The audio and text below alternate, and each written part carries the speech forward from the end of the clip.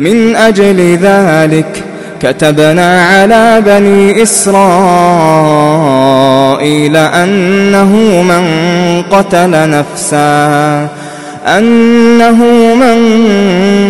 قتل نفسا بغير نفس أو فساد في الأرض فكأنما قتل الناس جميعا ومن أحياها فكأنما أحيا الناس جميعا ولقد جاءتهم رسلنا بالبينات ثم إن كثيرا منهم بعد ذلك في الأرض لمسرفون۔ اس قتل کی وجہ سے ہم نے بنی اسرائیل پر یہ حکم نازل کیا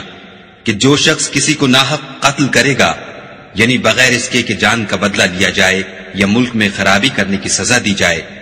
اس نے گویا تمام لوگوں کو قتل کیا، اور جو اس کی زندگانی کا موجب ہوا تو گویا تمام لوگوں کی زندگانی کا موجب ہوا، اور ان لوگوں کے پاس ہمارے پیغمبر روشن دلیلیں لا چکے ہیں، پھر اس کے بعد بھی ان میں بہت سے لوگ ملک میں حد اعتدال سے نکل جاتے ہیں۔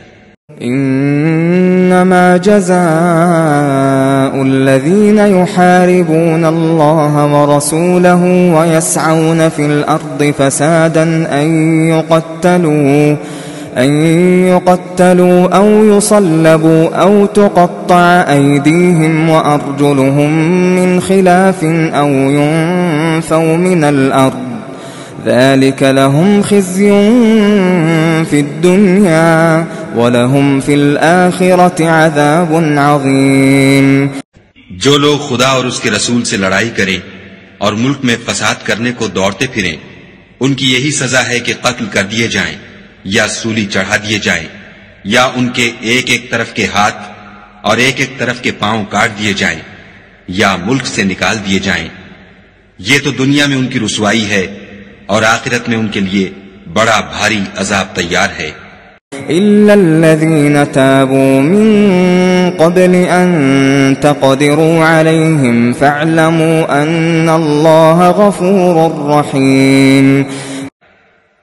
ہاں، جن لوگوں نے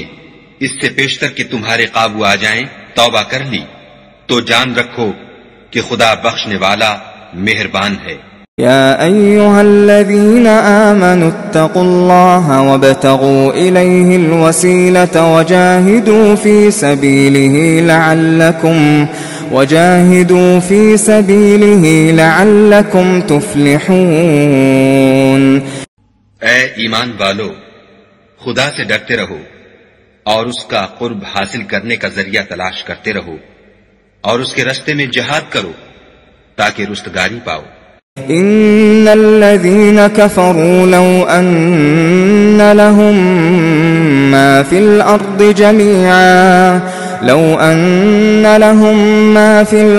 جميعا ومثله معه ليفتدوا به من عذاب يوم القيامة ما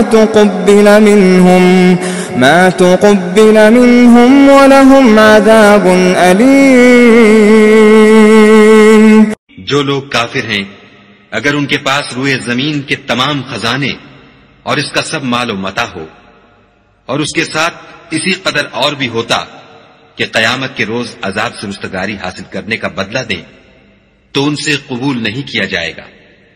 اور ان کو درد دینے والا عذاب ہوگا۔